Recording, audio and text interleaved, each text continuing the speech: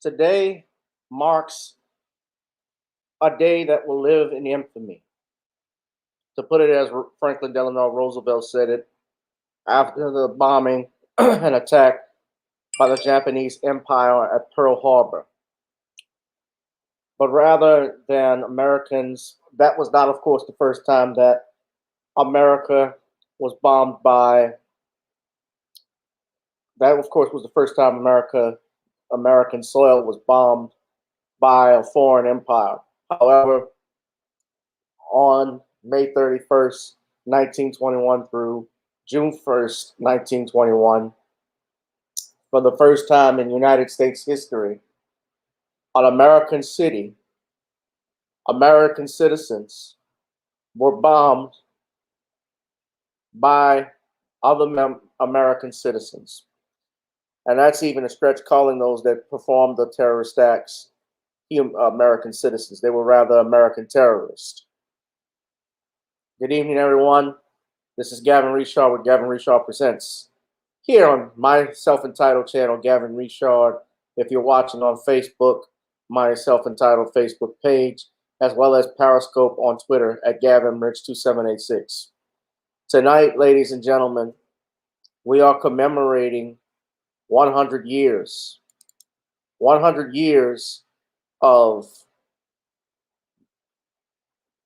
a massacre. Something that most Americans didn't even know of, didn't even remember. I first heard about Tulsa, Oklahoma back when I was a teenager. And it was something that wasn't even taught in our history books. Some massacres and riots you never heard of, how you found out about it. You watched it through a television story or a movie that was done. For instance, Rosewood, which was done by the late great John Singleton.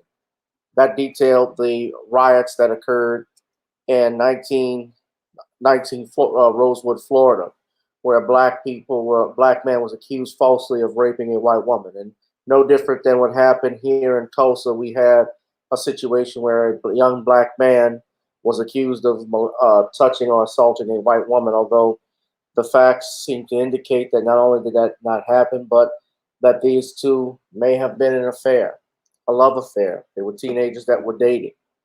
Of course, that was forbidden in 1921.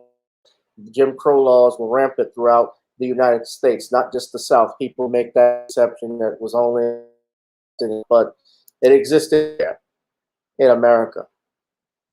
So tonight, ladies and gentlemen, we are going to pay tribute to our ancestors that were lost in that riot, I shouldn't say riot, excuse me, that massacre, because riots make it seem like, and there's also legal challenges that are going to that right now. Riot make it seems like this was an uprising that started of some sorts where people were looting and vandalizing homes, which they were, but this was a racial attack. This was a massacre. Now, Tulsa is not the only situation that this has arisen in. Many cities have had riots everywhere you can think of, even in my hometown of New Orleans. There was the riot I told you all of 1900, the Robert Charles riots. There was the riots in Opelousas in 1868 where Black Americans were trying to get the right to vote. But men like Robert Charles and all of the Black ancestors that were in Tulsa, as well as in Chicago and in New York with the Red Hot Summer, some of those men who returned from World War I, they were trained in weapons and armory. They were trained in the United States Army, and they fought back. They did not lie down with their hands cupped in prayer, asking the enemy to love us and show compassion. So sit back, ladies and gentlemen. We're going to be discussing Tulsa 100 years later, how we get here and how do we move forward. Only on my channel, GBoo2786, excuse me, Gavin Richard. YouTube made sure to suspend my GBoo2786 page. But you're tuning in, listening now. We're going to get the show started in just a minute. And I want you all to please just stay tuned. And please, if you got a comment, leave your comment in the box. If you could, I'd ask that you please donate to the Cash App that you see at the bottom at the ticker, Gavin Richard Esquire, Google Pay, gavin.grich1@gmail.com, as well as PayPal at gavin.grich1@gmail.com.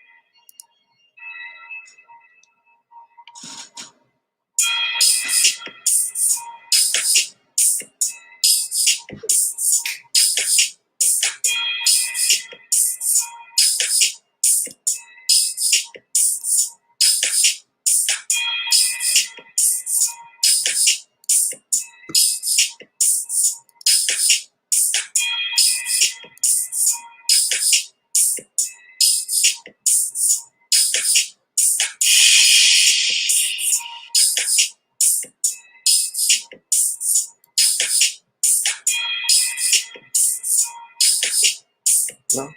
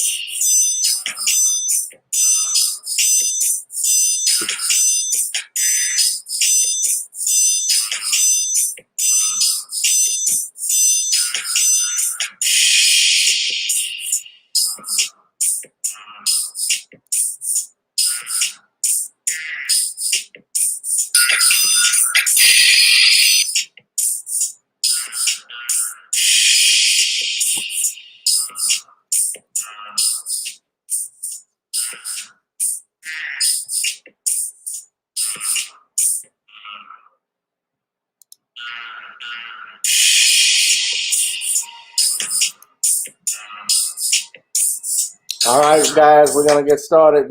We are live. We are live. And I'm coming at you with 5 on this special Random Topic Tuesdays. This is Remembering Tulsa 100 years later. A lot of people have been doing tributes to the Tulsa, Oklahoma massacre, the Tulsa, Oklahoma riots, the destruction of Black Wall Street, or even in some parts, this was called Little Africa. A lot of people don't know that. And that area of Greensboro, Pinewood and Archer, which is where the Gap Band got their name from, the great, the legendary Gap Band with Charlie Wilson, obviously, as the lead singer and so forth. They got their name from that town because that's the area that they're from. Now, I always thought the song "You Dropped the Bomb on Me" was based off of that, but I was wrong. It's not correct. Greenwood, Archer, and Pine. I said Pinewood, yeah, but that was how the Gap Band got their name, how they got started. I thought that the song "You Dropped the Bomb on Me" was actually based off of that, but that is not correct. However, what we do know is that it was an open secret. It wasn't really a secret in Tulsa, Oklahoma, in Greenwood, Archer, and Pine, and in some areas that this had happened. And why is mainstream media all of a sudden now wanting to be the advocates for 1921's Tulsa, Oklahoma race riot? Why now? Well, I can tell you why. And this is my personal opinion. The president of the United States, Joe Biden, actually is the first United States president, Joe Biden, to actually go to Tulsa and visit more than 100 years after this massacre. Now, this is not something he should get a pat on the back for, or any other president if they had visited. If you remember last year, Trump was going to visit Tulsa, and it was around this time. And remember, many people thought it would be an insult for Donald Trump to go out there. And this is not me defending Donald Trump at all. To go there and campaign, given his history, well, he's a racist. He shouldn't go out there, especially after what, had transpired with his presidency, the racial remarks and stuff and so forth. But they wanted Biden to come in, and Biden has come down. Obviously, it's 2021. Well, next year you have 2022 coming up, which is an important election season.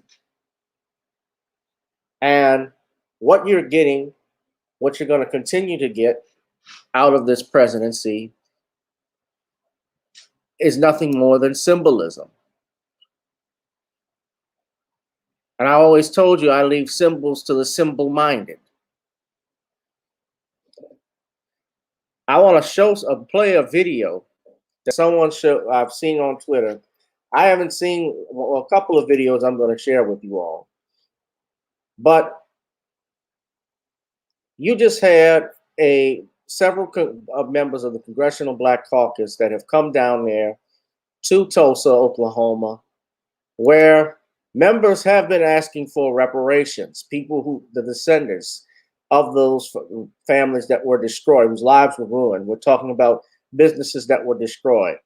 We're talking about the murder of over 300 people, estimated, possibly even more, dug in mass graves, buried in mass graves where they don't even know who they are, what families they belong to, just showing up disappearing. That actually happened. And it hurt and cut families for years to come. And while the Democrats and people like Joe Biden have talked about that and the damage that happened, they have not offered anything of substance and stopped short of talking about reparations. So this is your reparations, and this is what you will receive so far from a Biden presidency.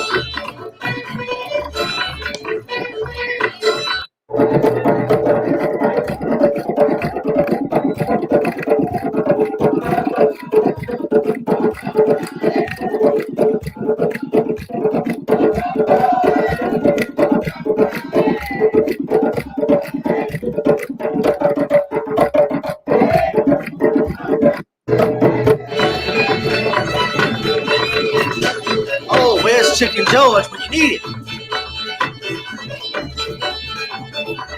So that was Sheila Jackson Lee. Now she said something interesting today too when she was on Wolf Blitzer. She said they asked her to describe. Wolf Blitzer asked her. That's Sheila Jackson Lee. Now she is the one that's behind that horrible bill H.R. 123, 121. Excuse me. Now that was the bill.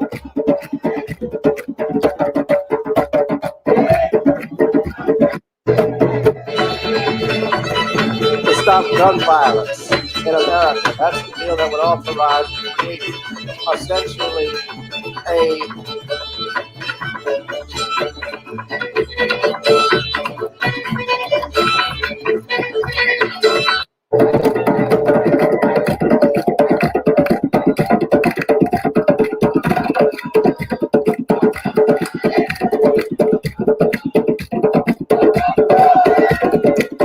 additional Bureau of Firearm and Tobacco, Firearms, and Explosive Agents, and also it's effective gun control. It's not even gun control, it's people control.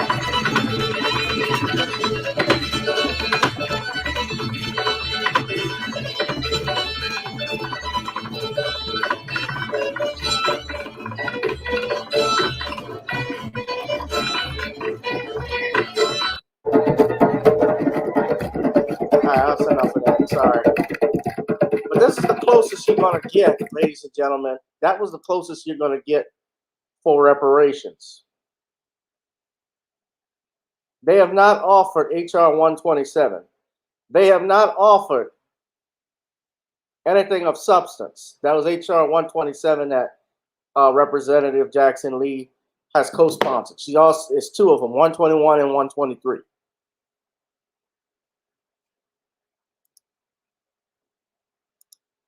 And essentially, ladies and gentlemen, that is the closest you're going to get to reparations. Now, I'm going to play and show you this video too, because I knew, again, like I said, I don't get caught up in symbols because all this thing that we have gotten out of the Tulsa celebrations has been nothing but symbolic victories. If you want to even call it a victory, it's really just a placebo.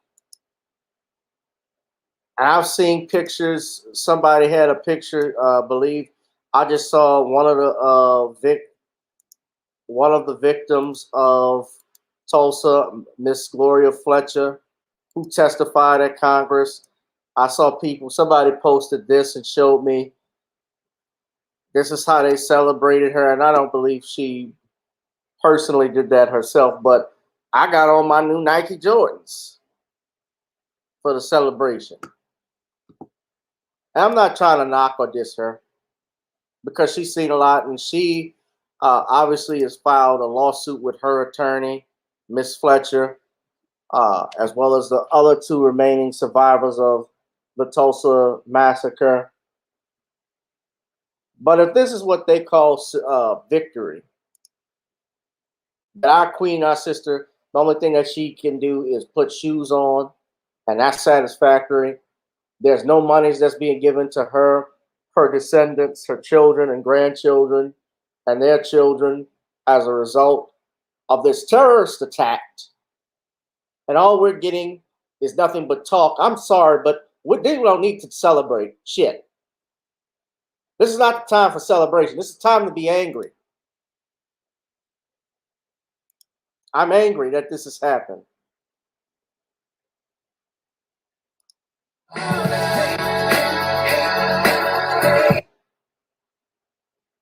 I'm pissed that this has happened.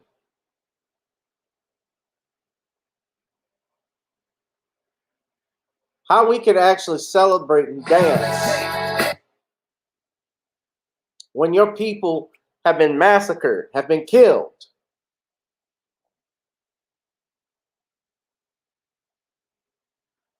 And celebrating like nothing happened. This is a big old shindig. Everything is a party with Negroes.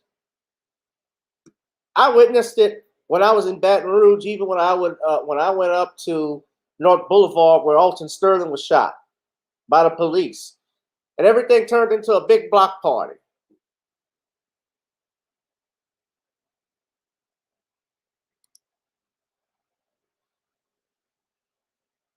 We don't need to be celebrating. Be angry. We need action.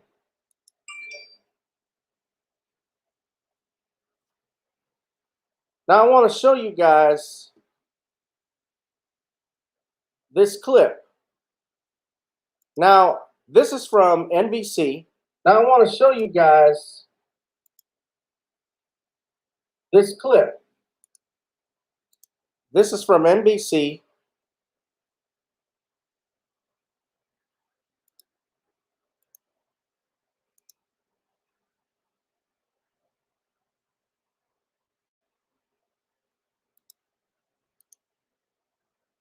Biden delivers. This is on YouTube, NBC's YouTube News YouTube channel. Now, I want you to look here.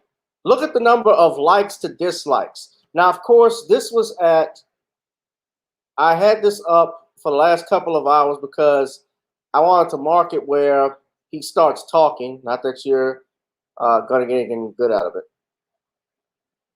But I wanted you all to see this first because I don't know if it would change. YouTube, of course, will remove likes to dislikes. Now, I know they got trolls out here who did not like black people, who don't care about Joe Biden in particular, based off the fact that they're strictly Republican. They don't like black people, or they are not Democrat. They got people who don't give a damn about what happened in Tulsa. You will see comments like this.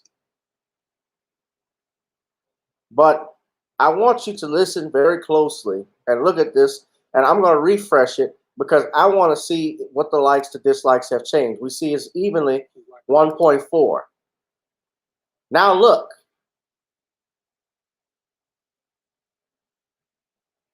So I'm glad I did that.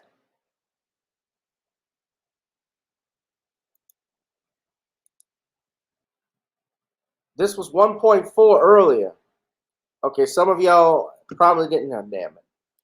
You didn't get a chance to see the likes to dislikes, but this was 1.4 and 1.4 even about 4 hours ago. Now it's 1.9, 1.6. Now let me stop. I'm going to go back to that. This is CBS's special report. I'm going to show this one to you.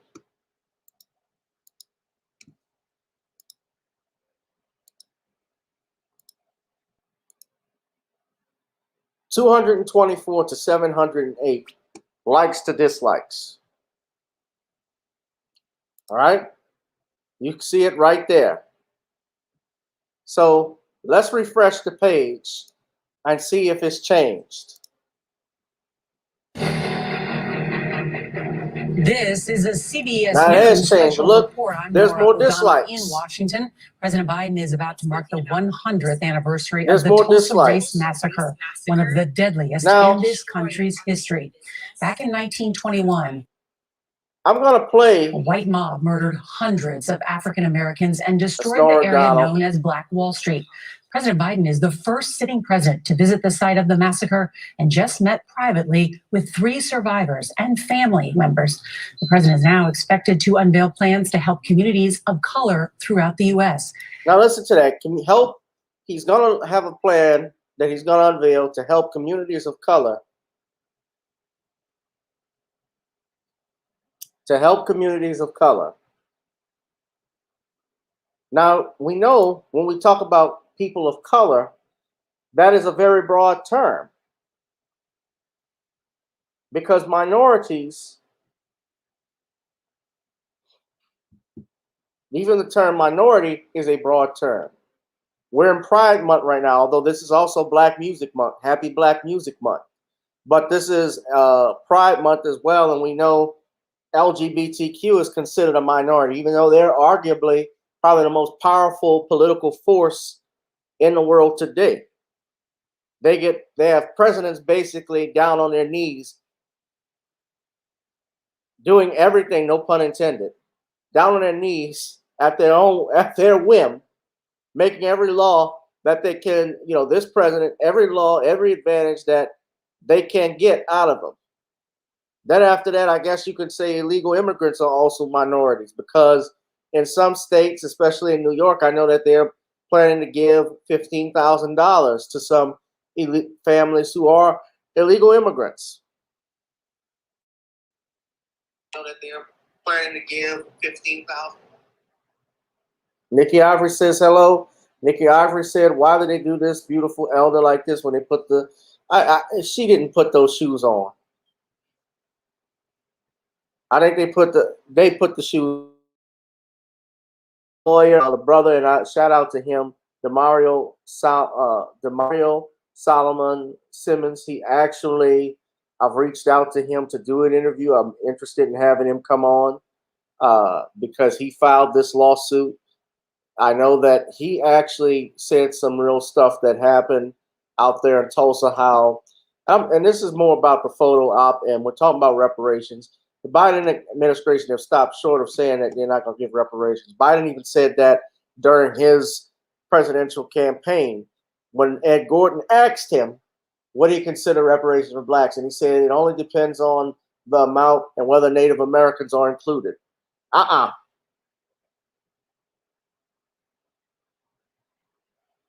This has nothing to do with Native Americans. If we're going to be real, there were Native Americans who were responsible in some ways for slavery as well. They own black slaves. And they have received reparations for their massacres of their people. Money has been given to them. Even in this COVID relief bill, they got grants. They had things approved on reservations. So if it's not about black people, then it's a nothing burger. You can see now live pictures, and he's being introduced by Lord Usher, a descendant of one of the Tulsa massacre victims. Let's listen in. During the Tulsa race massacre of 1921, along with over 30 square blocks of Black-owned property, causing him to flee to Kansas and later to Chicago to save his own life. He was falsely indicted for inciting the riot by an inflamed white grand jury for daring to stand up with his community to stop a mob from breaking into the jail and lynching a Black teenager named Dick Rowland, sparking the backlash which ended in the grievous massacre. My family worked to get these charges against JB dropped posthumously. I know how lucky I am to have this family history passed down from generation to generation. This history was the one thing that they were not able to steal from us. But as thankful as I am to know my history, I understand that history has no firm line to divide it from the present. Just as there are survivors still with us today from this tragic event, the mentality of the mob to declare that there would never again be another Black Wall Street in Tulsa, that mentality also still survives in many institutions and unfortunately in many people's hearts. Today, we welcome President Joe Biden here to stand beside us as we continue the fight for justice for the survivors and descendants of the Tulsa massacre. He understands that as a nation, we are and we must be strong enough to confront the dark periods of our history. Now, Sheila Jackson Lee, I'm going to go back to something that she said, because I said I was going to go back to her. She made the remark and called Joe Biden earlier on Wolf Blitzer's show the president of comfort, the commander in comfort, the commander on racial equality, ignoring Biden's history of making racial remarks, laws that he signed, crime bills that he created. This is a man who said, if you don't vote for me, then you ain't black. And they tried to say, well, he said it as a joke. He had a fraudulent slip earlier this year where he used the N-word. I heard it. Now, not even that. Let's not forget his comments about how he didn't want his kids in a racial jungle, how he hung out with Strom Thurmond and Roy Farbus, John B. Stennis, James Eastland, all of these segregationists. We seem to ignore that. So we're mad at Trump because Trump wanted to meet, and I'm not a fan of Donald Trump by no means, but Trump wanted to go down to Tulsa and rally. You don't think this looks like a rally? They're going to throw in talking about some voting rights stuff too. This is all part of their plan. They're not giving you real tangibles.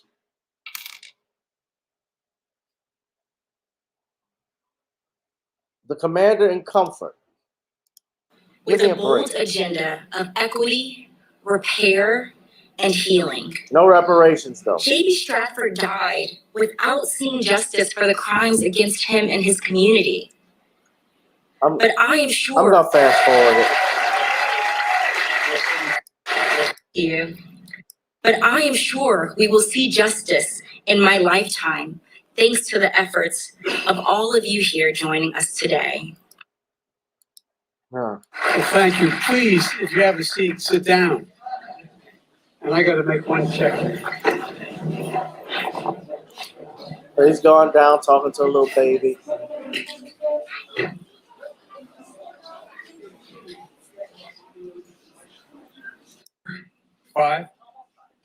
Almost 5 years old, coming to hear a president speak. My Lord, in my faith, we call that purgatory. Lauren, thank you for that gracious introduction. And in case you're wondering, in Delaware, we're a small state. We have the 8th largest Black population in America, and we have one of the most talented members of Congress. And so if I didn't walk around and pay my tribute to Lisa Blunt Rochester, my congresswoman, immediately,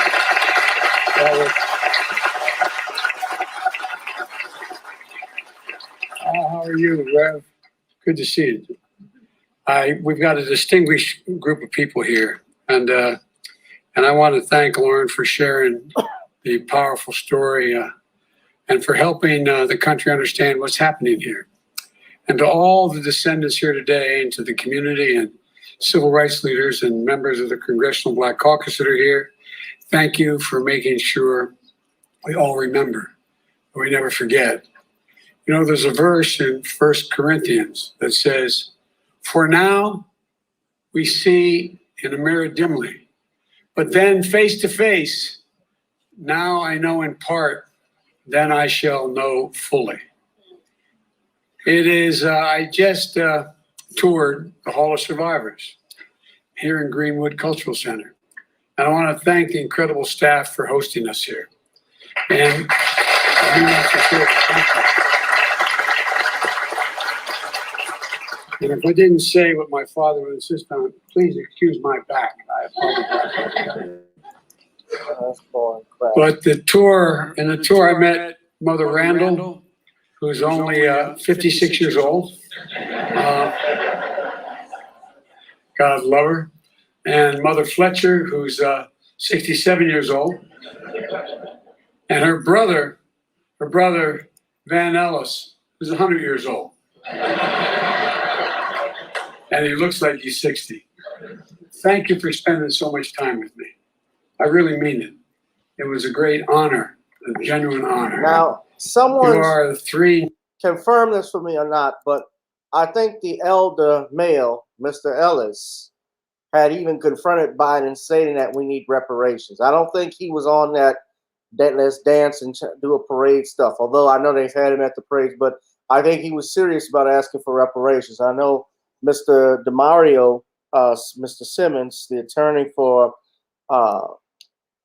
Mother Randall and the survivors, I believe he has, of course, been pushing for some stuff. But all of this, guys, you're going to see is a photo op, because when the question was asked of Joe Biden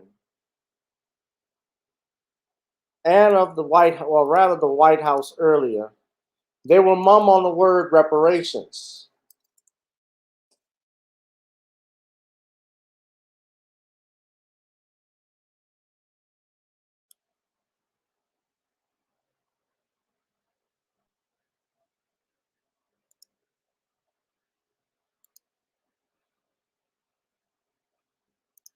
And even Sheila Jackson Lee mummed it too.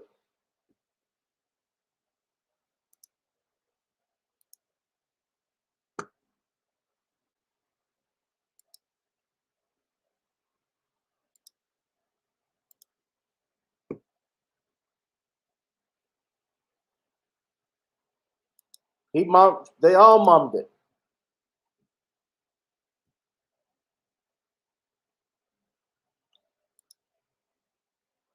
This happened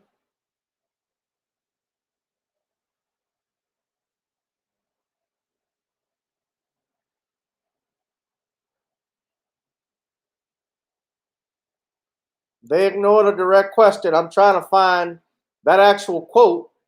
I wanted to play the actual video if I could find it, but the press secretary, the deputy press secretary, Karine Jean-Pierre, she said, she was asked, I'm going to show the quote for you all. I'm doing fine, Ms. Coleman. How you doing? Good to see you. This is what she put. This is what she stated. Question was asked, does POTUS back reparations for Tulsa race massacre victims and families? This was asked today. And she said, the president is honored to listen to the survivors and plans to convey their bravery in recounting their stories. He supports a study on reparation and has put equity in every plan that he has. Guys, there has been HR 40, and Sheila Jackson Lee even talked about it. That has been around for a long time. That actually started under John Conyers. Congressman John Conyers has been the one that pushed an act. You can see it here, a study to and development reparation proposals for African Americans Act. He introduced it in 1989, so you're talking 32 years ago. 32 years. What study do you need? I'm going to support a commission on it. He's not, essentially, when this question is asked to the deputy press secretary,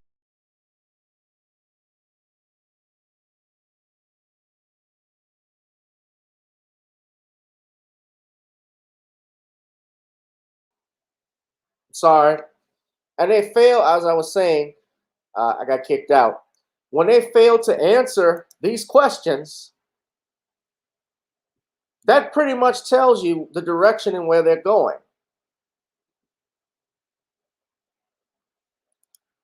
I'm going to play more of the video for you all to see what Biden has to say, but I'm going to, it's long. I don't want to play all of it because it's 40 minutes long and we'd be here forever just listening to him ramble. But there's some important stuff you're going to get out of it, something that was brought to my attention too. I want to play a clip that Joe Biden said earlier that piqued my interest. Now, I didn't look at and listen to the whole thing in context, if there is context to it, but it caught my attention. It caught my attention that the president would say this, though it's not a surprise. Like I said, the fraudulent slip. Judge Joe Brown had put this on and said this, but Biden was discussing a racial wealth gap. Now, I'm going to play the clip. Entrepreneurs. I don't know exactly, because I don't know exactly at what mark. I think 40 minutes in, he's going to say something that should pique y'all interest. But for now, I'm going to play a little bit more just so we can hear of the audio. Known remaining survivors of a story seen in the mirror dimly, but no longer. Now your story will be known in full view. The events we speak of today took place 100 years ago, and yet I'm the first president in 100 years ever to come to Tulsa. And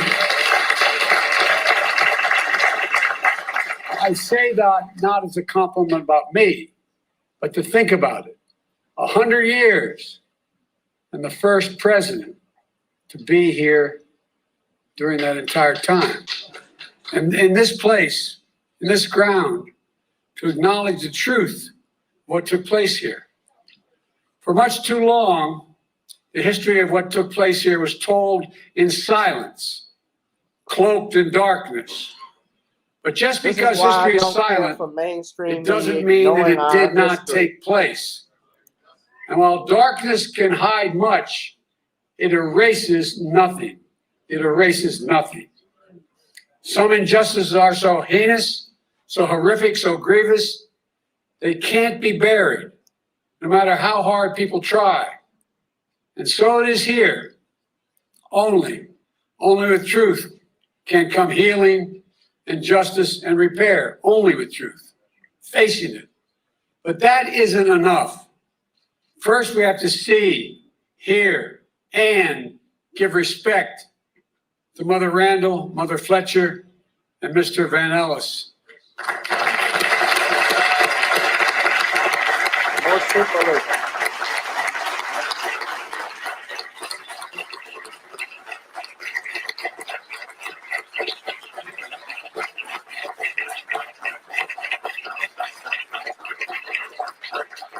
And all those lost so many years ago, to all the descendants of those who suffered, to this community, that's why we're here, to shine a light, to make sure America knows the story in full.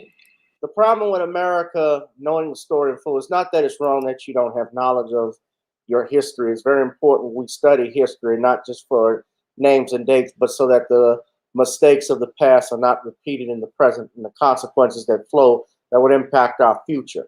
That's why we study history. The problem, though, is that with mainstream media, they will sanitize what happened in Black Wall Street. Now, I told you all on Sunday a little bit background on what happened with Black Wall Street. You guys know about Dick Rowland, the young brother, the teenager at that time, who was falsely accused of sexually assaulting or harassing a white woman. And of course, this is this has happened in all race riots and massacres where they use a black male, that stereotype of the black man that is going to harm a white woman. In this case, a 17-year-old named Sarah Page, of sexually assaulting her. Now, Roland was a shoe shiner, and he was on his way to use a bathroom up the elevator. And Sarah Page, the 17-year-old white girl, was the elevator operator. Now, what's interesting about Sarah Page is that she declined, and this is why a lot of people think they had some type of love affair. She had declined to press charges against Dick Rowland. A receipt of a letter by the county attorney from Sarah Page stated that she did not want to prosecute the case. And as such, it was dismissed in September of 1921. So this happened on May 30th. And of course, the ad went out. The newspaper editorial went out saying, "Nab the Negro who harmed that white girl."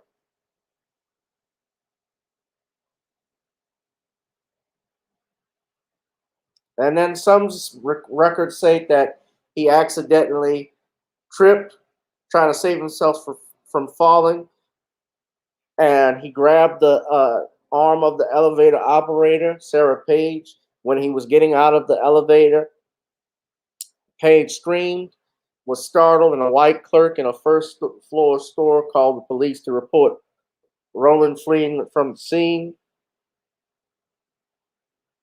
The white clerk on the first floor reported the incident as an attempted assault, and Roland was arrested on that following day. That Negro for attacking girl in the elevator was the day's issue of the Tulsa Tribune newspaper, and it claimed that Roland had attacked Page and had torn her clothes, but this was a lie. And a gang subsequently of angry whites gathered outside the courthouse where Roland was being held and threatened to kill him. They were going to kill him. They were going to lynch him. And so what happened was armed black men, members of the armed forces, some former members of the armed forces, took up arms and arrived at the courthouse to defend him.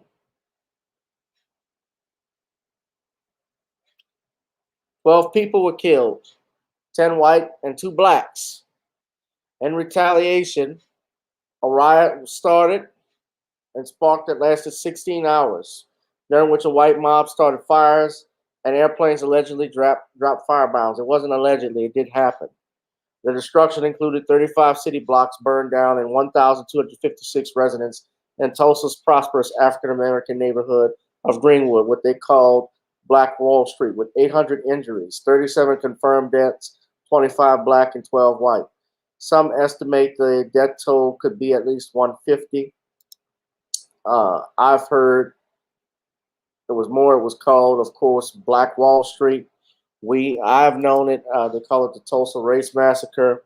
Of course, I knew about this. Like I said, Dr. Boyce Watkins had a documentary film called Rebuilding Black Wall Street, and you can learn about it. And this neighborhood was so prosperous, it was actually called Little Africa. You can actually see it right here. Little Africa on Fire, Tulsa Race Riot, dated 6/1/1921.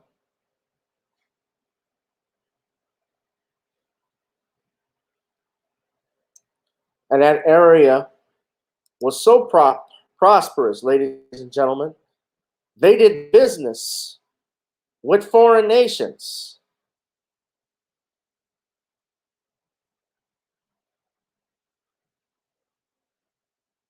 France was even in talks of doing trading just with that area. There were black hotels. I saw a documentary. There were a bunch of documentaries, of course, on CBS and CNN. Like CNN had a documentary called Dreamland. CBS had one that Gayle King hosted. And Lord knows I do not like Stale King. I do not like Gayle King at all. I watched the documentary, however. I mean, you know, Viacom, CBS, and CNN, they're not friends to black people. But I give credit where credit is due. History Channel had a documentary. I watched them. And I don't know if the CBS documentary is available online that you can look at. But it was real interesting to check out. Now, this is what's crazy. I'm going to play the video I want to share with y'all because I'm not playing all of what Biden had to say. But this is how you can prove, this is what they think of you. And this is how you can prove all of this is a photo op, even if there is some legitimate praise for these people. But it's another, there isn't. And let me show you why. This is what Joe Biden said at the press conference. This came from our brother, Judge Joe Brown, the Honorable Judge Joe Brown. He's got a barbecue sauce that's out. All right. I want y'all to listen very closely to what he has to say right now. Hold on.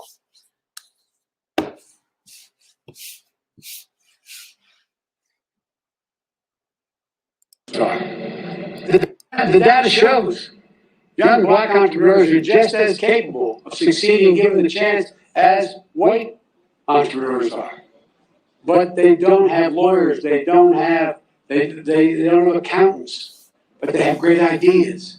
Does anyone doubt this whole nation would be better off from the investments those people make? And I promise you, that's why I set up a National Small Business Administration that's much broader, because they're going to get those loans.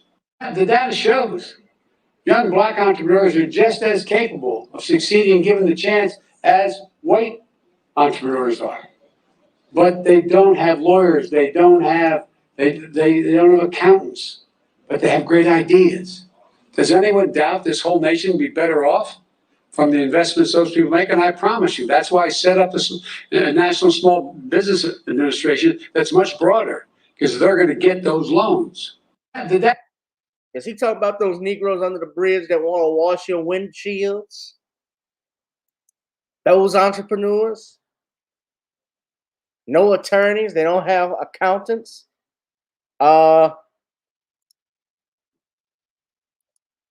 You know, I went to law school for a reason. It wasn't to wipe no windshields. Judge Joe Brown said, I've been a black lawyer for half a century and own many more, plus accountants and MBAs, etc. He insults us. I am insulted by his saying black folk lack these professionals. I guess he still thinks he knows about Negroes. He can't open his mouth without putting his foot in it. I responded myself, although I wasn't. Look at my profile, POTUS. I'm an entrepreneur and attorney. And by the way, I happen to be black.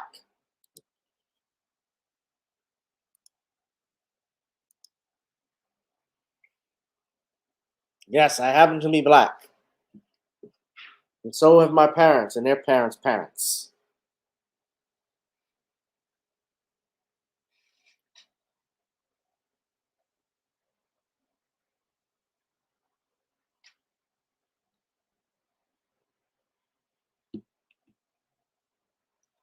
Of course, let me be clear about this. And I don't know what kind, people may make excuses for him. Of course they will and say, well, he had a fraudulent slip. He didn't mean it. He's getting older. He is older. He's the oldest sitting president in history. But I don't buy this because you guys are the ones more than likely, all of you who will make these arguments and defend Joe Biden are the same ones now who put him in office but have deep regrets about it because you're seeing exactly what you thought you would not see had he been not elected.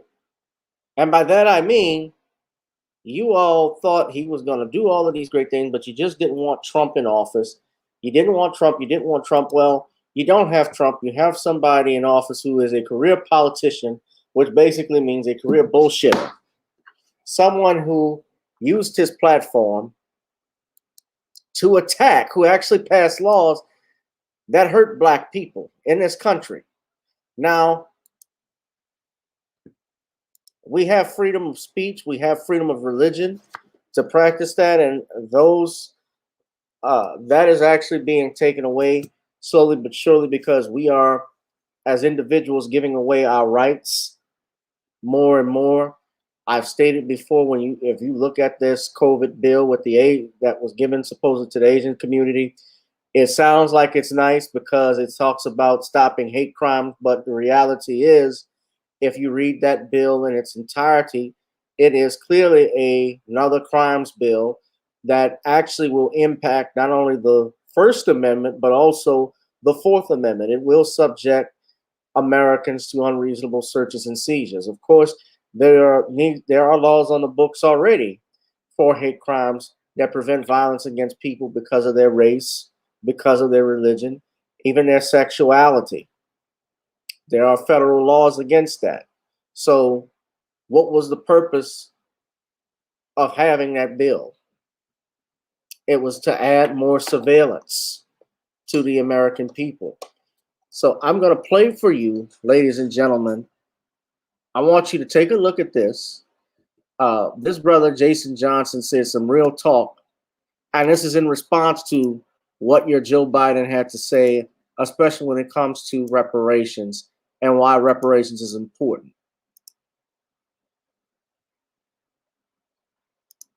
This is my first time seeing this. It is on MSNBC. They're not friends of ours either, but I will play the video. Are educating the part of the country that maybe wasn't as knowledgeable as they should have been. Is if incremental still helpful? It can be helpful, Nicole, but if you want to talk about sort of bombs being dropped on the black community, that happened in West Philly 30 years ago, right? Like this right. That's not the only time it happened. That just happens to be one of the first times that domestic planes were used to attack black people in this country. Like I said, I think Joe Biden's perspective is a sincere one. He really is a 70-something-year-old white guy who's like, look, guys, I just found out about this as well. And I think there's a lot of white America that's like, oh, wow, we did not know about this until Watchmen and the 1619 Project. I don't so believe that they knew about this. A lot of them knew about. Let me say this. I call bullshit on that. Because you know how I know about they knew this? They were the ones hiding it. if you listen to Jason Black's live stream on Sunday, where he talked about Tulsa 100 years later, he played a clip of of some kids in South Carolina wanting to do research on the race massacre in 1898, and the librarians would actually tell him, "Why are you interested in learning about 1898? What do you want to know about that?" You don't think they knew about the Robert Charles riots here in New Orleans? It's not that they didn't know, they didn't want to remember. That's the thing. They did not want to remember. The problem is there has to be urgency. Because after 100 years to basically show up, it's like showing up to someone and saying, "Oh man, you broke your ankle. You know what I'm going to do? Everybody gets Band-Aids. You get a Band-Aid. You get a Band-Aid." No, this is about that specific community. In fact, one of the things that's so interesting about Tulsa, and that I hope the president would say, is it is the textbook case for how you can implement monetary reparations. You have the people there. You have the insurance policies that were not listened to. You have the people who were ignored. You have the state agencies that were handing out weapons to local white men to massacre people. Like, you got all the data there. All the questions that we have about reparations are actually answered in Tulsa. So that's why I'm concerned about the immediacy of it. And if he was really sincere, and I think he is, and if I think our government is sincere, then Tulsa should become just like Selma. Every Democratic politician shows up to Selma every year before an election. They should come back to Tulsa and make this a focal point of our American discussion moving forward if they're sincere about actually repairing the damage that systematic racism has done to... Brother, no. Let me say this. We don't need a Democratic politician coming out to Tulsa or New Orleans or to commemorate a riot if they're sincere for reparations. They have this information before, brother. See, I hate it when you guys, and this is the problem with mainstream media, it shouldn't even be a Democrat or a Republican. It should be a human being with power, a politician, regardless if they're Democrat or Republican. This should bother you to the core that Black people were massacred. This should bother you to the core that Black people were massacred, that their properties were stripped from them, their land. Insurance companies, and that was something that was brought up in the CBS documentary that, again, I don't like Gayle King or care for Viacom CBS in particular, but I give credit where credit is due. They mentioned this, the people in the documentary mentioned this. Gayle King was just hosting it. She didn't really ask questions and was talking about it. But the people just talked. And of course, they had Michael Eric Dyson, who I can't stand him. I lost all respect for Michael Eric Dyson. In the wake of his comments about Bill Cosby and even Kobe Bryant, I did not like what he was trying to do by defending Oprah and Gayle King at all. But y'all, I'm going to finish playing this, but no, we don't need politicians to keep coming out there if they're not sincere. It doesn't matter if they're Democrat or Republican. Y'all keep linking stuff to the Democrats as if they're the ones we got to keep going for blindly. Stop doing this shit. Black people, and by a limited extent, white people in America for the last 250 years. Yes, I agree with you. This is a textbook example of how reparations can be granted. But you honestly think Joe Biden is going to grant reparations when his own press secretary dodged the question?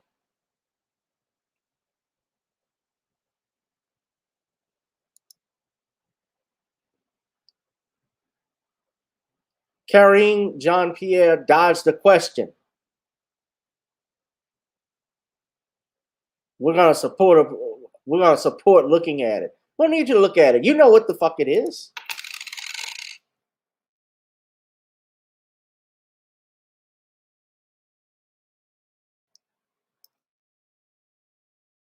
They know what it is.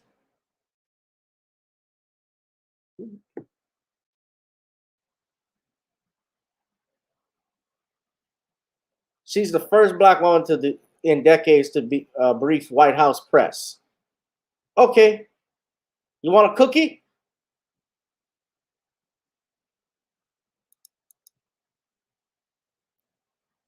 She's island girl, Trinidad.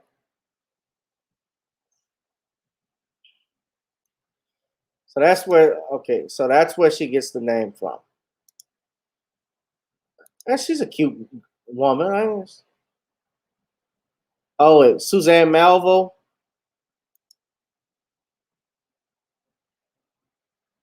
Oh, Suzanne Malvo is she's gay. Oh, that's why she got it.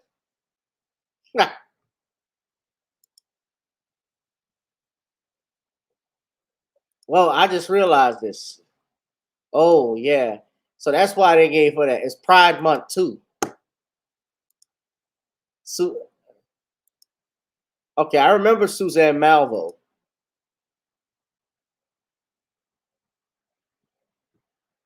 Now her family is from New Orleans.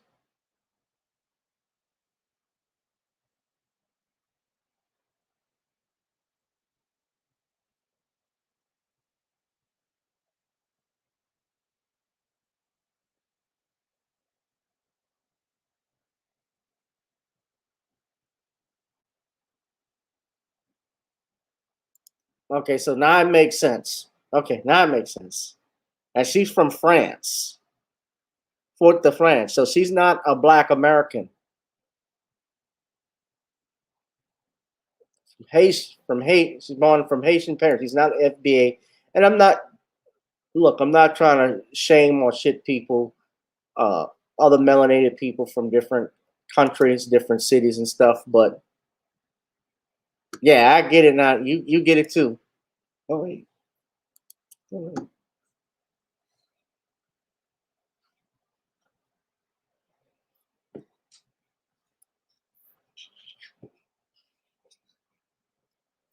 Yeah.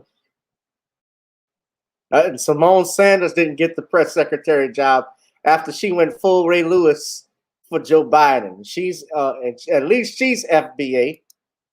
She might be Mamian, but she's FBA. But she was upset she didn't get it. I see why. Yeah, she from shit. She from middle America. Yeah, North Omaha, Nebraska.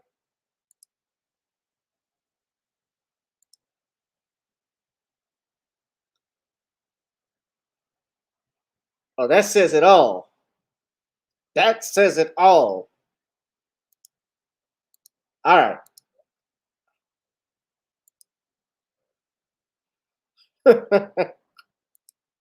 What your ass say? Steve Harvey would say. I'm from Cleveland, y'all, but her ass is from Nebraska. Yeah, I don't know too many black people up in Nebraska. They got a basketball team up there. But welcome to the ride, y'all.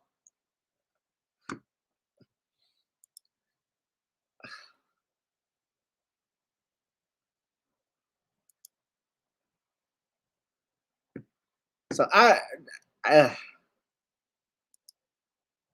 hold on. I'm trying to see if I can send. Hold on. Let me invite somebody here for a second.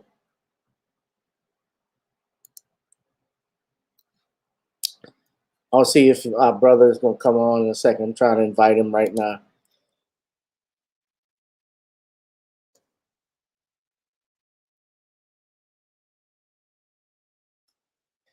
But yeah, man, so now this makes sense.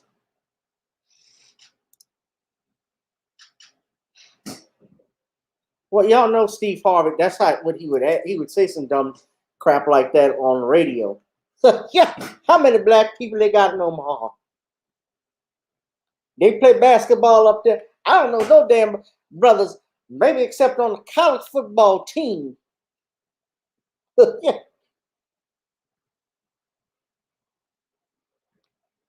You got a daughter.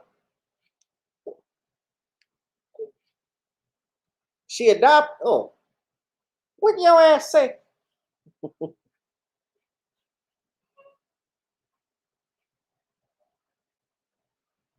I'm trying to see if brother Okay, so we got a guest coming on in a second, but I want to hear what his thoughts are. So I'm gonna wait for him for a little bit. We won't be too much further, but yeah, man, you guys, you can't let these people fool you with this stuff that's going on.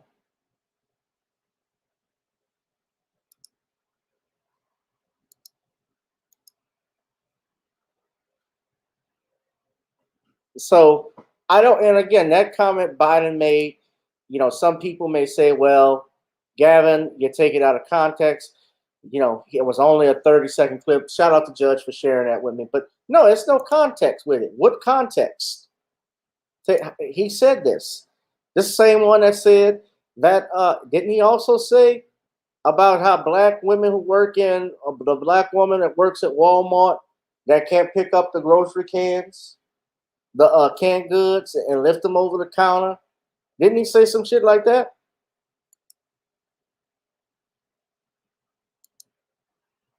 Now, let me read to you an article. These are the games again. This is further proof. This is coming from this shout out to this sister, Jessica. I don't want to mess up your name, honey. She's the founder of NBC I Trust, author and publisher of Our Legacy Press, member of Pan African Org and in Cobra 40, Jessica Awuyor. I'm hoping I'm not messing that up. I may be. Awuyor, I believe it's her name. Okay, this article, this is coming from, let me stop the video. I'm going to play a little bit of the video later when our brother comes in. But this is from,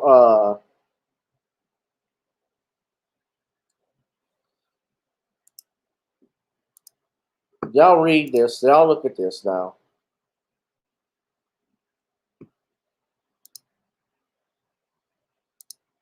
I had this saved.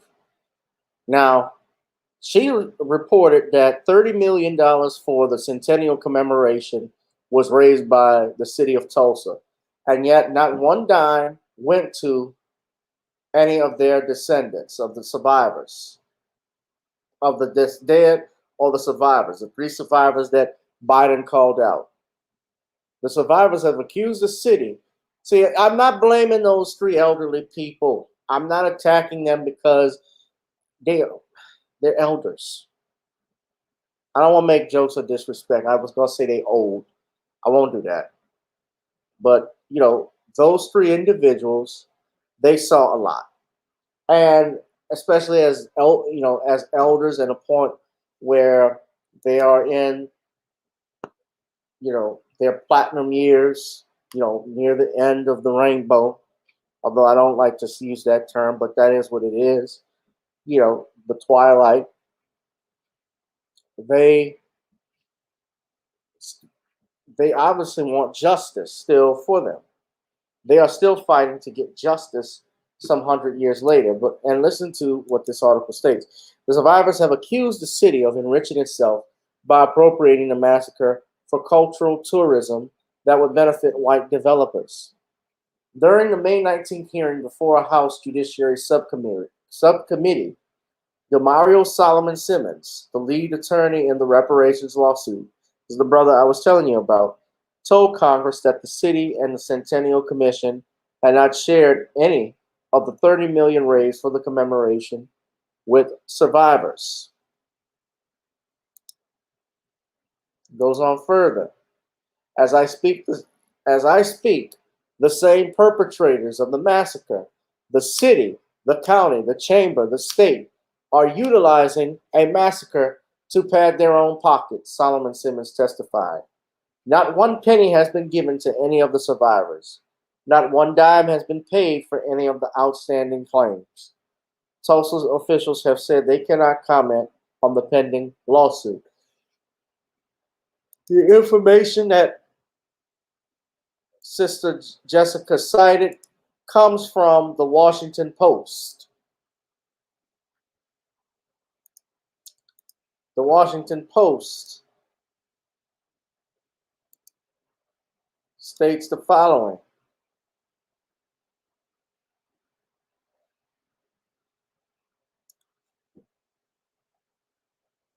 A Remember and Rise concert organized by the Tulsa Race Massacre Centennial Commission. Sound like a centennial celebration of the massacre was abruptly canceled. That's correct. Stacey Abrams and John Legend were actually supposed to be speaking. And people boycotted, protested. There were people that didn't like it. They canceled it. Oklahoma's governor was ousted from the commission for pushing limits on how racism is taught in schools. And some residents are planning to boycott the opening of Greenwood Rising, a new museum that construction workers are racing to finish in the heart of Black Wall Street. As Tulsa commemorates the 100th anniversary of the brutal 1921 race massacre, political tensions and racial divisions have erupted in a city still grappling with how to heal a century after one of the worst incidents of racial violence in United States history. The commission organizing the commemoration has been denounced by some community groups who are staging their own events in Greenwood focused on massacre survivors and descendants. Amid the strife, the city braced for armed groups to march through Greenwood, including a Second Amendment demonstration that was staged Saturday afternoon by the new Black Panther Party. The armed Panthers shut down streets passing Standpipe Hill, where Black World War I veterans tried to hold off the white mob in 1921 and shouting, "What do we want? Justice. What do we want it now? How are we going to get it? By any means necessary." Biden, of course, President Biden visited on Tuesday Tulsa, the day the city resumes its excavation of a mass grave in Oak Lawn Cemetery that could be connected to the massacre. My thing is, I just don't know how they're gonna find who they're gonna identify. That might be the biggest problem that they had. And we got the person in the building. I got my brother in the building in a second. I'm going to put him on. But much of the ceremony, I'm going to finish reading this right quick, and we're going to talk about this mural. Because brother, white guy did this according to what Tariq Nasheed stated. And he talked about how it's the black man if you look at this, and this looks like a modern black woman just by how she's dressed. It's not like someone I would imagine, in the 1920s dressed as, and you see the black boy holding up the dad's leg and the black woman holding up the black man, like what we saw on the cover of Time with the black woman holding the little black boy's hand and the picture of George Floyd on her shirt, which was supposed to mimic the French Resistance painting. But essentially, it's always a black man that's portrayed as weak. And the black woman, she the one holding him up. And this goes exactly to what Tariq was talking about with buck breaking. So we're going to bring in our brother. Let's bring him in right now. Brother Bernard Johnson, King BJ. How are you, sir? How you doing, sir? Thank you for joining me at this last minute. I won't hold you too long because I'm going to get off in a little bit, but I wanted to ask you about what was going on with the Tulsa 100th anniversary. But let me finish this article because I know you were paying attention to what I was saying and probably listening in. So I want to just finish reading a little bit of it so everybody can see what was going on. Much of the acrimony in Tulsa revolves around the issue of reparations for the violence unleashed by a white mob on May 31st, 1921, which left as many as 300 dead and 10,000 homeless and destroyed one of the most prosperous black neighborhoods in the country. No one has ever been punished for the attack, and the victims were never compensated for the lives and property loss. The Centennial Commission, chaired by State Senator Kevin Matthews, raised $30 million for the commemoration, the construction of Greenwood Rising, and other projects. One of the most highly anticipated events was the Remember and Rise gathering on Memorial Day at One Oak 10K field, which featured a performance by John Legend and a keynote speech by voting rights activist Stacey Abrams. On Thursday, the concert was suddenly canceled due to unexpected circumstances with entertainers and speakers, the commission said in a statement. But Tulsa activists and lawyers representing 3 of the last known massacre survivors, Viola Fletcher, her brother Hughes Van Ellis, who's 100, and Leslie Randall, who's 106, said the celebrities pulled out after the commission failed to address requests that it use some of its funds to compensate survivors and descendants for what they lost during the rampage. Matthews told reporters that the lawyers for the survivors had initially sought inclusion in Remember Arise in return for $100,000 each and a $2 million donation to a reparations fund. After the commission agreed to those terms, Matthews said the request changed to $1 million for each survivor and $50 million for the fund. We could not respond to those demands, but his account was disputed by the attorneys representing the survivors in a reparations lawsuit filed last year against Tulsa County, the state, and the Tulsa Chamber of Commerce. Now, I showed this to you all before. That's Viola Fletcher testifying before Congress. That's the attorney, Demario Simmons, who I know I'm going to try and have him come on the show. And of course, they refused to give money. And this is where our sister Jessica was talking about. I'm going to put the actual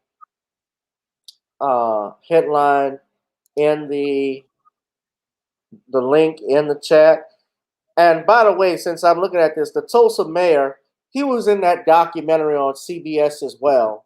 And he flat out is against the idea of giving cash payments, but he was talking some bullshit about, well, we can give reparations in other forms. And that's what I believe in, like closing the wealth gap. So Bernard, tell us what you think about this 100th anniversary of Tulsa. Did you see what happened with Joe Biden speaking at the press conference, first and foremost? To me, it was just another carefully crafted psyop, to be honest with you, because I was thinking about this today. I had a wonderful conversation with a young lady about this thing, and I said, "Isn't it mighty funny that I'm getting all these emails on for Vistaprint and everything, and everybody's so prideful today on the same day where where Mr. Biden is commemorating his speech with the families. I guess if they want to be uplifted, but if you're saying they're making demands and they're not getting the demands, and they claim that, extremist groups and stuff, don't you got Secret Service? You don't got a military? You worried about that? So everything that Stacey Abrams, John Legend, and them, it's all BS. To me, the whole speech is BS. Even the part, aren't you a lawyer, Gavin? Yes. Didn't he just get up there and say that Black people don't have accountants and lawyers and stuff like that? Yes, he did. Total nonsense. So once again, he basically insulted you again. Now, of course, let's play. You had what's her name? Let's play the video again. Okay. Play it again. Now, the data shows young Black entrepreneurs are just as capable of succeeding given the chance as white entrepreneurs are. But they don't have lawyers. They don't have accountants. But they have great ideas. Does anyone doubt this whole nation will be better off from the investments those people make? And I promise you, that's why I set up this National Small Business Administration that's much broader, because they're going to get those loans. The data. Well, the thing is, I own my own law firm, so not only am I young, I'm also an attorney. I'm also a Black entrepreneur by definition. Yep. I have another company. I have several companies that I'm running. I'm trying to operate. So I'm all of the above, and I just happen to be Black. Well, what I'm saying, man. I'm just saying that's why I said the conversation just was. I mean, you got the bootlicks, of course. You know who is it? The Roland Martins, the Sheila Jackson Lees. Bip. I was there at Tulsa. We had chicken and hot sausages. Bip, bip, bip. But to me, it was just another psyop and another bit of like a photo op, man. I mean, it is what it is, man. I mean, what do you expect from these people? Photo ops and stuff like that. I mean, that's what I expect from them all the time. That's why I said, I mean, if you're getting into it for emotional trip, you can have a good time watching it. But if you really watch, you ought to listen to what this guy is saying. Because really, to tell you the truth, you ain't getting nothing out of the deal. So it is what it is. No money, right? Just come and do a speech. Hey, you get paid to come and do a speech, but you ain't getting no money. So what's the problem? Somebody getting screwed, and it ain't him. You getting screwed. Janesta asks, how you doing this evening? Hey, how you doing? No, but we're going to get more of this.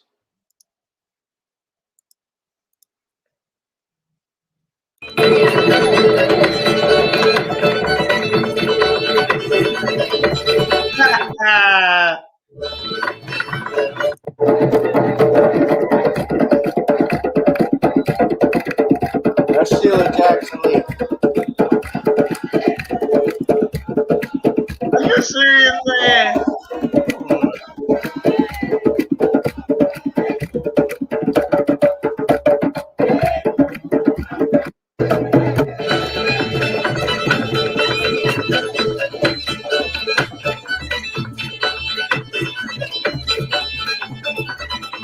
Yeah, that was at the commemoration, one of the events.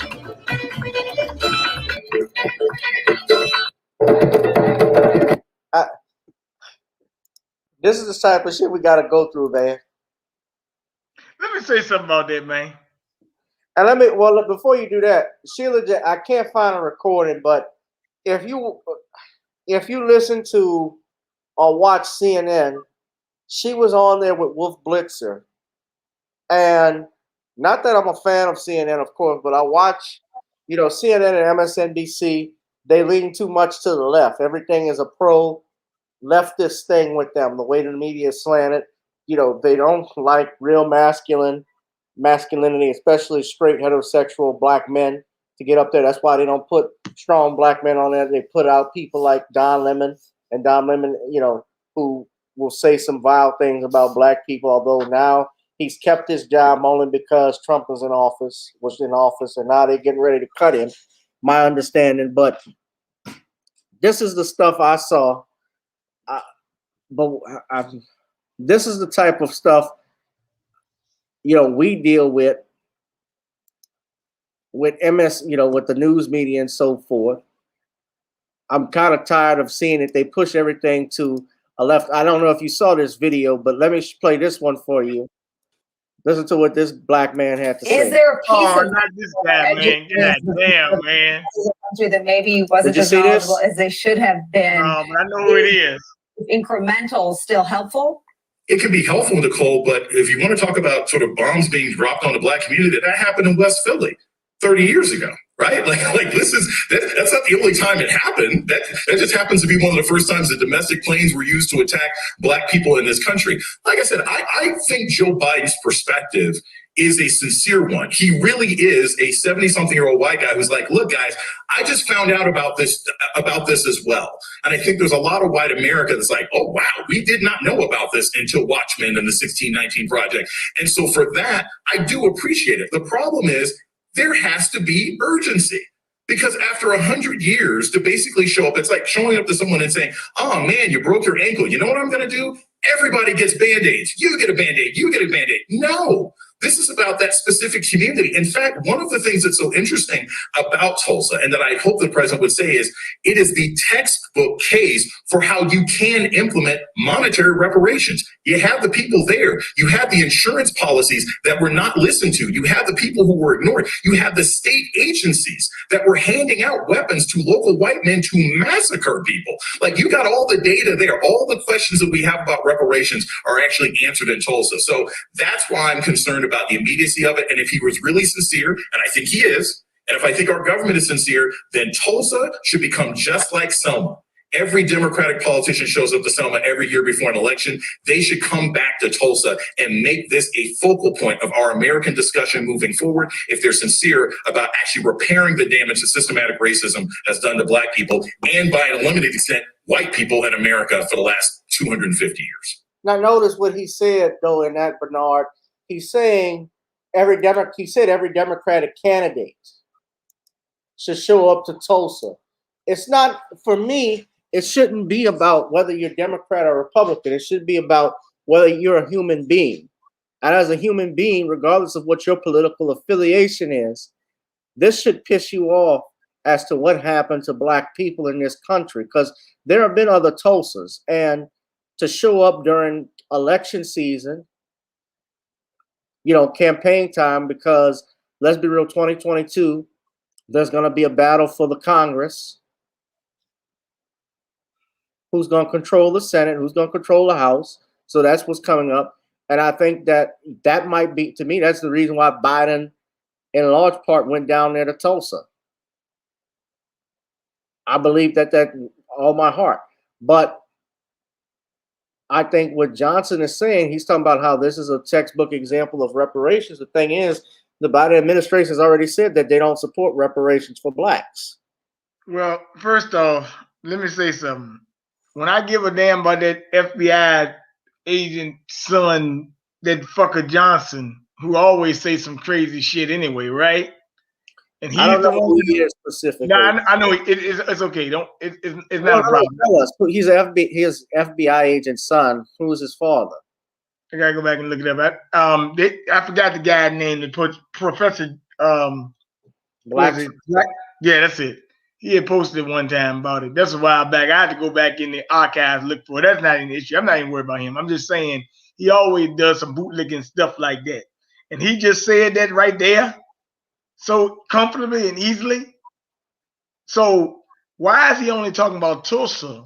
He talking about come to Tulsa every year. No, I don't need to have no photo op every year about this stuff. It's already bad enough that you got to celebrate supposedly Juneteenth, which they monetize now for money, for personal gain in money, in the same month as Pride Month. Can you have a month to yourself? As a matter of fact, we deserve every month. This is our planet. I'm not worried about this crazy mess with Jason Johnson saying.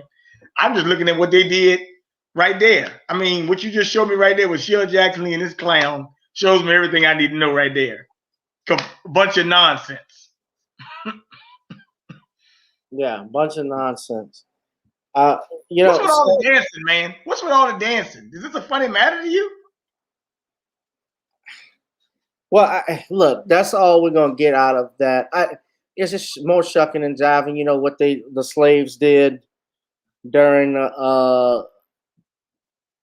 slavery, when they would break out the banjo and do all the stuff like Chicken George and who was the one in Roots? Fiddler. Yeah. Whenever there was a celebration, Lou Gossett Jr. That's all this is. Everything we break in a celebration during our pain, and I guess to ease the pain and suffering of what we got to go through. And let me be clear, I'm not against dancing and celebrating, but there's a time for it. There's a time to be serious. When you have politicians that are there, like a Sheila Jackson Lee, who has been a tenured member of the Congressional Black Caucus. The president is coming in town. All of these Congressional Black Caucus members, that should have been the time to tell them, you guys are either going to push for reparations. We have an agenda and plan right here.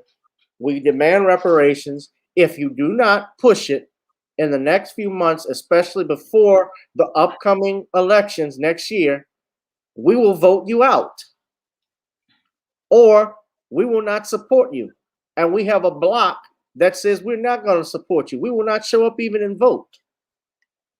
That's how you got to play it. I'm not going to support you, period. There's no way, because you think about this, Bernard. I don't know any other group that is so forgiving as Black people. If you had any member of any other community, if someone of Arab descent did something disparaging towards Arabs, towards Muslims, not defending the Muslim religion, or even if you had someone who was Asian that did something disparaging to Asian, somebody that was Jewish that did something disparaging to Jews, those groups, they would be ostracized from that community. Flat out. Flat out.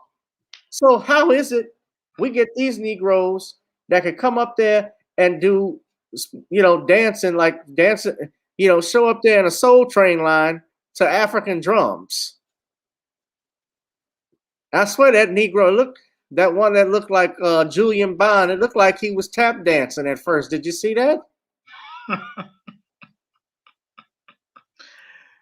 He looked Mr. Bojangles. Let's put.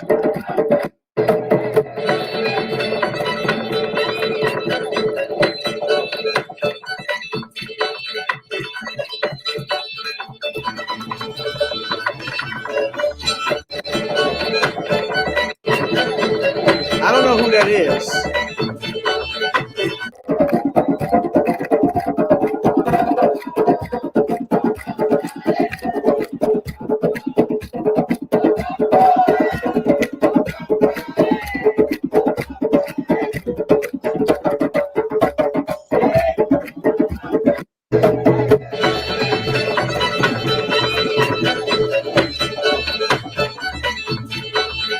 Yeah.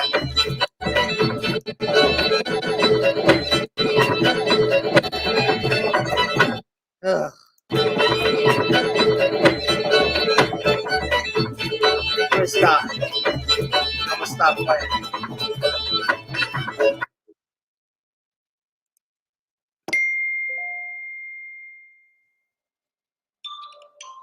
This is insane.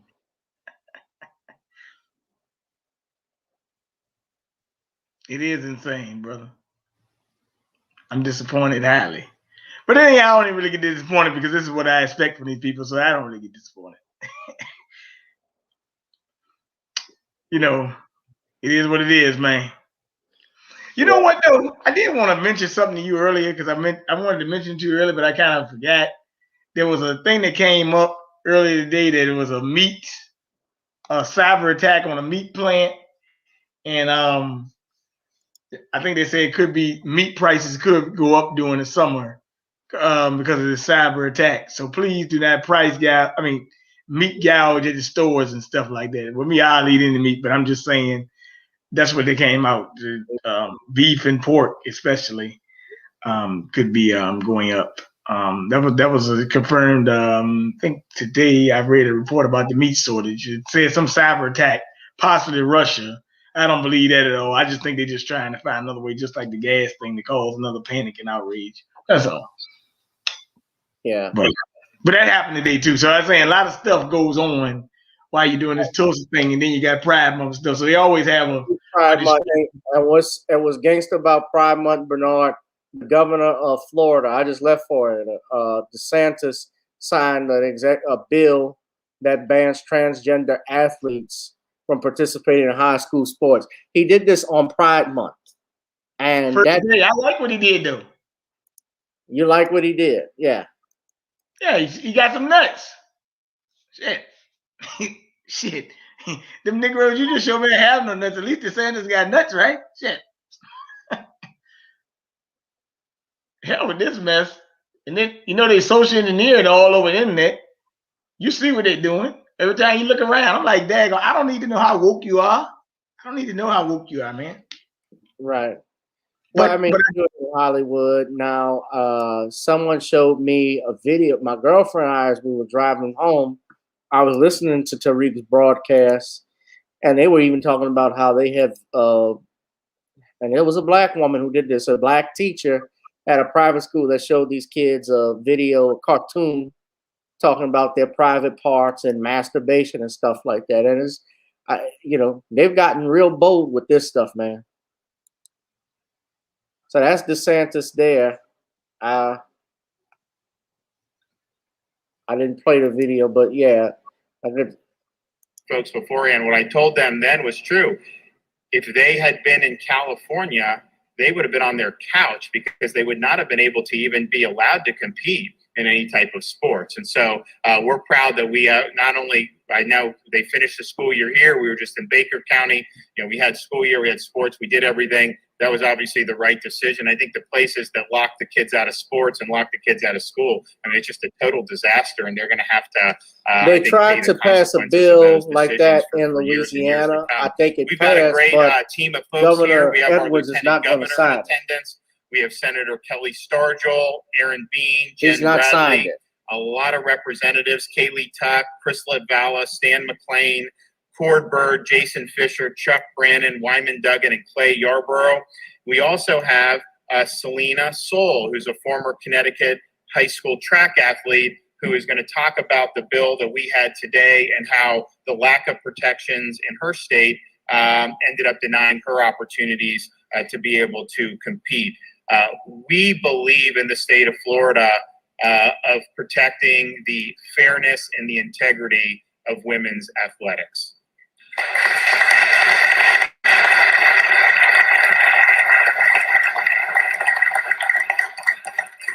I can't say I disagree with him on it. You know, I think, and let me be clear, I mean, this is not me being anti-gay or anything like that. I've had gay clients I've had to represent. I've had people in that arena. I don't discriminate on that, but, you know, there's some things I don't agree with. You know, I think that girls ought to play in girls' sports, boys ought to play boys' sports. I don't think children should be exposed to something like this. And it is an unfair thing because I have seen, think about this, Bernard. What sense would it make to have somebody who's 6'4", stronger than than the other natural girls that playing in a sport, a physical sport, let's say like boxing or MMA fighter, like what happened a couple of years ago when that girl's orbital bone was broken. You remember that? Mm-hmm. Doesn't that defeat the purpose of women's lib and fairness? Because they have an advantage. You fought for equality, but y'all promoting this. A lot of women don't like this. They shouldn't. They shouldn't, but I'm seeing a lot of men supporting it. I had a couple of people I know that support this type of stuff. I'm like, what the hell is wrong with y'all?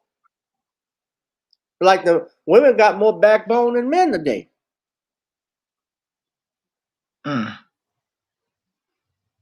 Especially in the woke area, yes, they do. Yeah.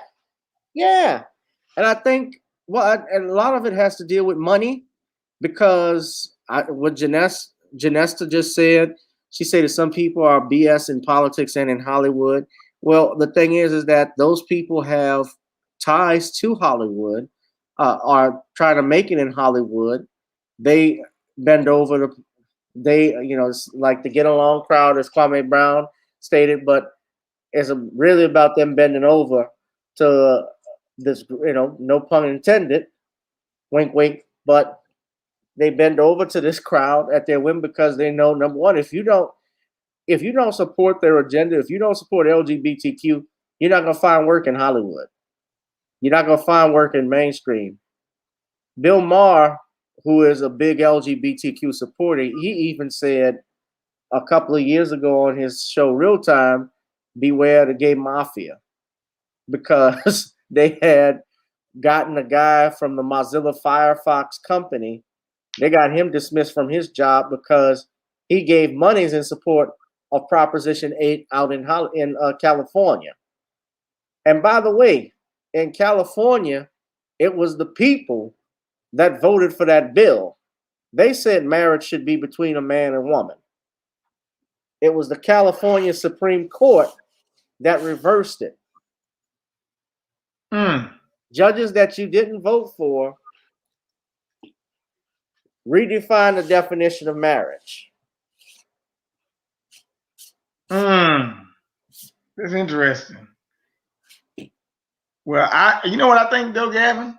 I think with that guy you're talking about, DeSantis, he's been doing a lot of stuff like that. He's really stepping up. But a lot of people, I don't care for him on the racial shit though. Oh no, well I mean, of course not. But I'm talking about, but he doing his job right here though. Yeah, you gotta give him, credit on that. Because if you don't, I mean, at the end of the day, if you don't do what he did, a girl won't know whether she's a girl, and a boy won't know whether he's a boy, right? I mean, I guess that's what Gabrielle Union and Dwayne Wade are trying to do, right? So. Oh God, somebody showed me. I saw this online. I don't know who had it, but I saw that dumb crap. Oh God, the picture. I don't even want to show it. I wasn't looking for it. It just was on my timeline, and I saw it, and I just. If y'all bold enough, y'all go look for it. But I don't even encourage you. It's Gabrielle Union and Dwayne Wade's. I'll just leave it at that. His name is Gade. Gade. Yeah. It's not Wade anymore. It's Gade. No, you talking about Dwayne Wade's son? No, his name is Gade. You might well call himself Gade. He's not Wade anymore neither. Oh. Yeah. He's relinquished his manhood. Technically. If you ask me. I was looking, Judge was texting me earlier about stuff. But then too, when I'm talking about this reparations thing with Biden, Bernard, I pointed out and I found out who the white deputy press secretary is. Corinne Jean-Pierre. Mm-hmm. Yeah, she's LGBT. Yeah, she's LGBTQ. Her partner is Suzanne Malveaux, and they have her on NPR. She's the first Black woman in decades to brief White House press. And remember, Simone Sanders was trying to be the first. She wanted to be the first press secretary. That's why she went full Ray Lewis in defense of Joe Biden, right? Mm-hmm. Yeah, but she didn't get it. But I realized why. I have a feeling now. This explains everything. Why they put her out today, or put her out last week. She represents Pride Month too. Mm-hmm. But earlier today, she was asked a straight question about reparations. Janesta said Dwayne Union. Yeah, that's his name now. He took the last name of his wife. But she said that she straight out ignored the question on reparations when asked by the press. So, I mean, that should tell y'all everything where their mind is.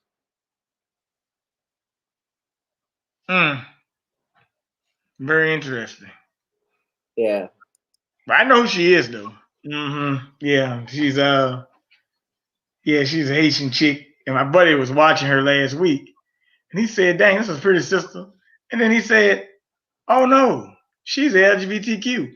As a matter of fact, 14% of Biden's cabinet identifies as LGBTQ. Come think about it. Well, he's actually there. I was reading this too. The embassies now, when Trump was in office, he did not acknowledge LGBTQ month. Now that Biden is in office, he's not only admitting that, but now they want to fly. I read they want to fly the flags at the embassies and stuff across the country. Even in Rome, by the Vatican, the United States Embassy, they have the LGBTQ flag flying out. Different, and really, in truthfulness, some people, especially military personnel, they're not happy about it because on an embassy flag, at an embassy, the only flag that should be present should be the flag of that country. You don't put out the red, black, and green flag during Black History Month. You don't. I know they wouldn't pull it out to commemorate Tulsa. Wow. So yeah, man, it's propaganda at the, you know, and if you don't think it is at this point, something's wrong with you. That's right. Bernard, before we get out of here, is there something else you want to talk about? I want everybody to please smash up the like buttons. I need you also to subscribe. You subscribe to my channel, gboot2786. That's the other home channel. I don't know how many days left until I can go back and stream, but I say this, and I always say this: YouTube, you're a flat out bitch for that. You're flat out bitch. But go ahead, Bernard. I'm gonna let you promote your stuff, and also, if you got any last comments, I'll defer to you. Well, no, I just say thanks for bringing me on. I was actually just relaxing. Been a interesting day, but yeah, you can subscribe to my channel, King BJ Johnson, if you want to. My Cash App is $1919BJ.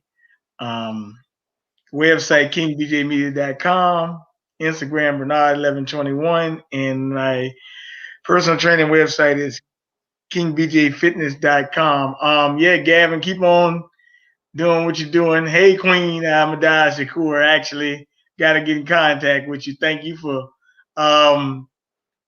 being involved again and putting up your wonderful shows today as well. Yeah, Gavin, just got to watch the watches the clown show. The biggest clown show on earth continues. We do not have to go to Bonham and Billy anymore. I see Bonham and Billy every day I look at around. I see the clown show. It's the biggest clown show I've ever seen in my life. I mean, you're talking about tigers, bears, or whatever.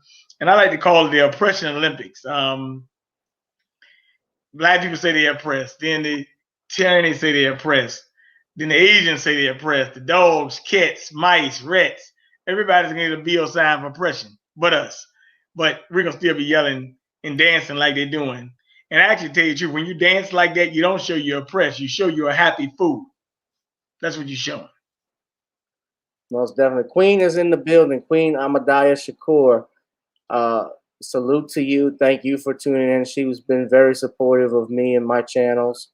I was hoping our sister Nicole would be watching. I don't know if she is. Yeah, Raven Simone. I know what I'm going to say about Queen Ahmadiyya Shakur. What's that? She may have a surprise guest that's coming on. Hopefully soon, one of them that I put out there to her, because while the pot is hot on BLM, and you see their founder today, he one of them, not founder, he was like a guy in the organization. He came out and exposed them for what they were. We're gonna keep doing the same of them. BLM is about to be done, man. They're about to be done. Okay, I think they've been done. The writing is already on the wall. Go get Daniel.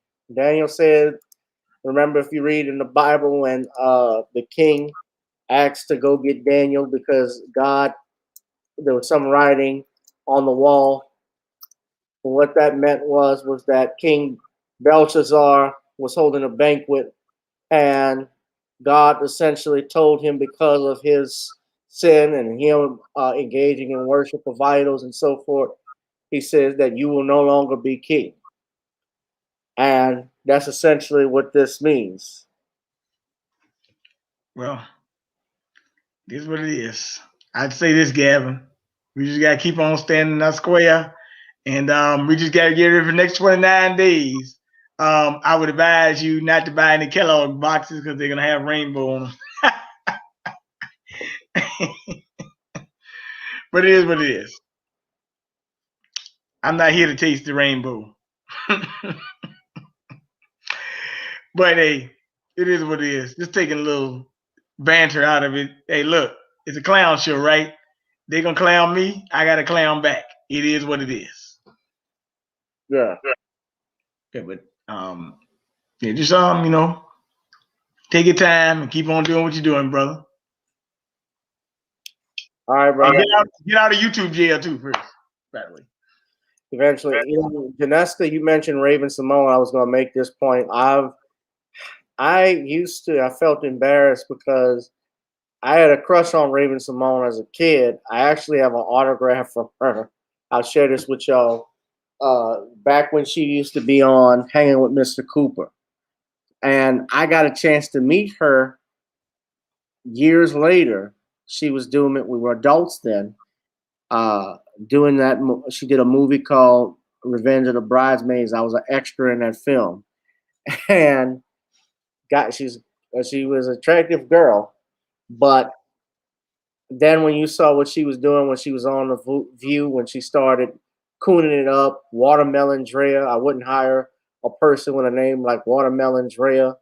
And Ann Coulter even exposed her for that. A racist ass Ann Coulter called her out for that, which is the big pot calling the kettle black, but she was right. And she shut Raven Simone up. But yeah, Raven Simone, apparently she doesn't prefer wood. She likes carpet laid down in her house. So I was disappointed, and I guess there's no wonder why she had never wrote me back. But I never hollered at her. But yeah, man. But yeah, it is what it is. So she did talk to me on the set. She was real nice. But when those celebrities, when they're working with agents and stuff, she had to hurry up. The woman was trying to rush her. So whoever her handler was, but she talked with me and was very friendly. So I got nothing bad to say about that experience. But that's it. But guys, I need you to like, share, and subscribe to this channel. This is the backup channel. I need you to please donate to the Cash App. You guys got to keep in mind something. The channel is not monetized. So if anything you can contribute, whether it be on PayPal or on Cash App, and you see it at the ticker at the bottom, it's greatly appreciated. Queen says Biden is so full of it. That he is. I see you, Terrence. What's up, brother? But Bernard, bit, yeah, swollen, bit. Bernard got out of here. I don't know if that was him or his computer, but he has a fitness website too. You guys can try and look up Bernard's. I'm gonna see Bernard's website again. I don't have it on me. But stay tuned too. I got my Creole seasoning that's coming out. Actually, we're going to be launching a website this week.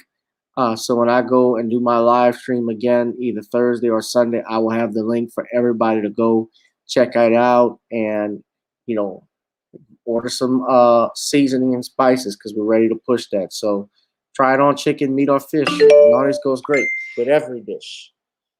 All right, Bernard just texted me saying he had some computer problems. But anyway, guys, we're about to end the program. This has been another edition of Gavin Richard Presents. Please donate to their Cash App. And we also salute those that's died in Tulsa. And let me just close on this and what we can do next, how we can rebuild. If we want to rebuild Black Wall Street, ladies and gentlemen, it is not dependent upon the government. It's not dependent upon local politicians or even the church, for that matter. It is dependent on the men and women in this society, but in particular the men, the entrepreneurs, those that want to get into their own business to rebuild Black Wall Street, but not just Black Wall Street in Tulsa, but across America. There needs to be a highway of some sort where blacks can do business with other black people, where black medical facilities, whether it be black hospitals, whether it be black doctors, they order their supplies, their medical supplies, out of the alcohol pads that they use to wipe their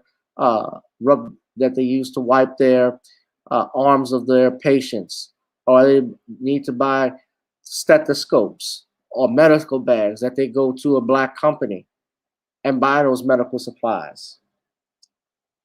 Same thing with getting attorneys to represent you, because contrary to popular opinion or the opinion of the president, there are black attorneys. There have been black attorneys for years. Did he forget about Thurgood Marshall? Did he forget about Johnny Cochran? Willie Gary, who had the largest settlements in the United States of any attorney at one point. Charles Houston, Gavin Richard, countless black lawyers, accountants I know as well, male and female, young black entrepreneurs. We got to rebuild Black Wall Street.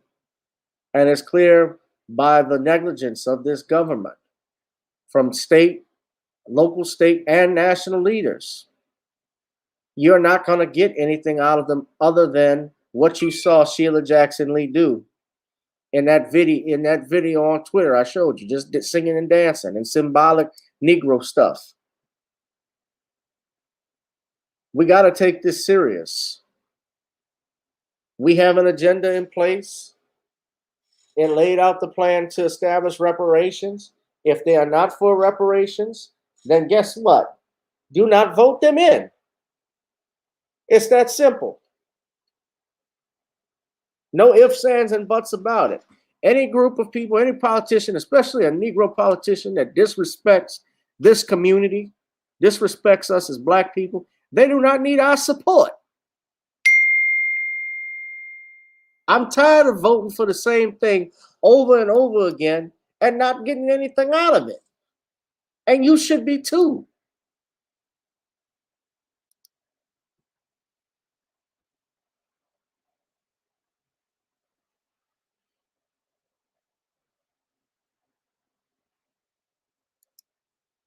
You should be too.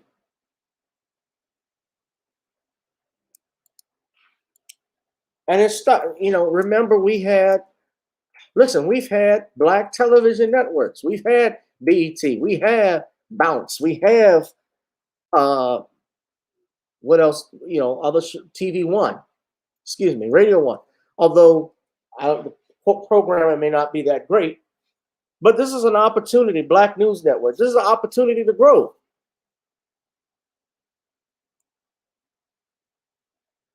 So, with that, ladies and gentlemen, let us rebuild Black Wall Street across America, a highway of commerce for our people, so that we don't have to be disappointed when those that oppress us continue to neglect us, and we shake our heads and wonder why we can't do anything. Well, lift your head up.